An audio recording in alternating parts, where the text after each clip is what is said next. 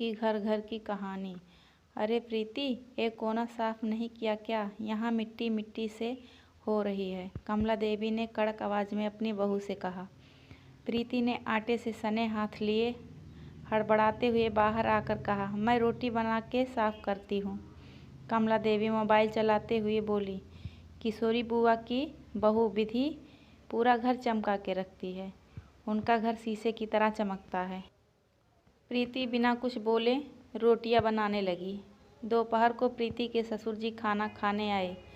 प्रीति खाना देने लगी, पर पानी देना भूल गई। सामने ही सासू माँ बैठी थीं। ससुर जी ने बोला, पानी दो। सासू माँ ने तपाक से बोला, प्रीति खाने के साथ पानी भी दिया करो, चाचा जी की बहू खाने से पहले पानी देती है। प्रीति ने बोला, जी मम्मी जी, आगे से ध्यान रखूँगी। अगले दिन रोहित नहाकर निकला और उसने बाथरूम को ऐसे ही गीला छोड़ दिया। कमला देवी ने तुरंत अपनी बहू से कहा, रोहित के निकलने के बाद कपड़े से बाथरूम की टाइल साफ कर दिया करो। बड़े मामा जी की बहू दीपिका का बाथरूम सूखा रहता है, गीले बाथरूम से राहु खराब हो जाता है। प्रीति ने बोला, मम्मी जी अभी तो रोहित जी का टिफ़िन तैयार कर रही हूँ, इसके बाद साफ़ कर दूँगी। रोहित के चले जाने के बाद कमला देवी और प्रीति बैठ के बातें कर रहे थे। तभी बातों बातों में कमला देवी ने बोला, अशोक मौसा जी की बहू ने पूरे घर का ख्याल रखती है और पूरे घर को संभाल लिया है। मौसी जी आराम से घूमती हैं, कोई टेंशन नहीं है। प्रीति बोली, आरती भाभी की शादी को 15 साल हो गए हैं। आप भी पापा जी के साथ पास वाले पार्क में चली जाया कीजिए, आपका घूमना भी होगा और पापा से 2-4 बातें भी हो जाया करेंगी। तभी कमला देवी ने तपाक से बोला, ना बाबा ना, मेरे बस की नहीं है, मेरे घुटनों में दर्द रहता है और बच्चे वहाँ क्रिकेट खेलने आते हैं। अगर घुटने में गेंद लग गई और बिस्तर पकड़ लिया तो मेरी फिर सेवा कौन करेगा? मेरी किस्मत बहन जैसी थोड़ी ना है। 2 दिन बाद प्रीति को अपने सूट सिलवाने के लिए टेलर के पास जाना था। उसने अपनी सासू माँ से टेलर वाले के पास जाने की बात कही।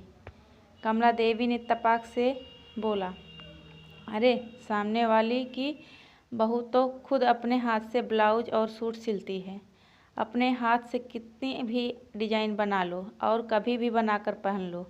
प्रीति ने बोला, मम्मी जी सूट तो मैं भी सिल लेती हूँ, पर यह कपड़ा थोड़ा रेशमी है और रेशम के कपड़े की फिटिंग जल्दी सही नहीं आती है, बहुत सरकता है, इसलिए मैं टेलर से सिलवाना चाहती हूँ और मेरे पास अभी टाइम भी नहीं है। दिवाली होकर गई है और चचेरे भाई की शादी है। कमला देवी ने तुरंत बात पलटते हुए बोला, नहीं, मैं तो बता रही हूँ कि अगर सिलाई आती है तो अपने घर में ही कपड़े सिल कर आदमी पहन सकता है।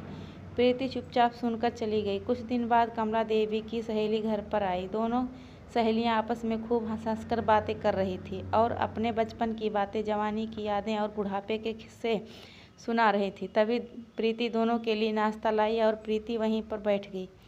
कमला देवी की सहेली ने प्रीति से पूछा, शादी को 1 साल हो गया है, घर कैसा लग रहा है? अब तो कम्मों की जिम्मेदारी कम हो गई होगी। कमला देवी ने बोला, इससे जितना हो सकता है उतना करती है, मेरी तरफ से भी कोई जिम्मेदारी नहीं है।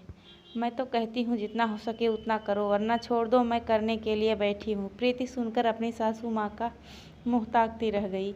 कमला देवी की सहेली के जाने के बाद सासू माँ बोली, इसकी दोनों बहुएं बहुत ही लायक हैं, बहुत ही समझदार हैं, पूरे घर की जिम्मेदारी अपने सर पर ले ली है और इसे पूरी जिम्मेदारी से मुक्त कर दिया है। हाथ में बैठे बैठे खाना देती हैं, पानी देती हैं और देखने में भी बहुत सुंदर हैं। सर्वगुण संपन्न घर की हैं, पर घमंड जरा भी नहीं है। खाना भी खुद बनाती हैं, कपड़े भी धोती हैं और सास ससुर को हाथों हाथ सामान देती हैं। प्रीति अब सहन शक्ति खत्म हो गई थी। वह बोली, मम्मी जी, सबकी बहू सर्वगुण संपन्न है।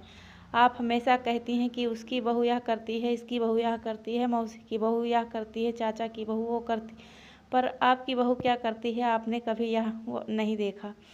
देखने की कोशिश की, फिर आपकी बहू कुछ नहीं करती है। आपको सिर्फ मेरे में कमियां ही नज़र आती हैं। मैं आपकी अपनी माँ जैसी सेवा करती हूँ, पर आपने कभी मुझे बेटी के रूप में नहीं देखा।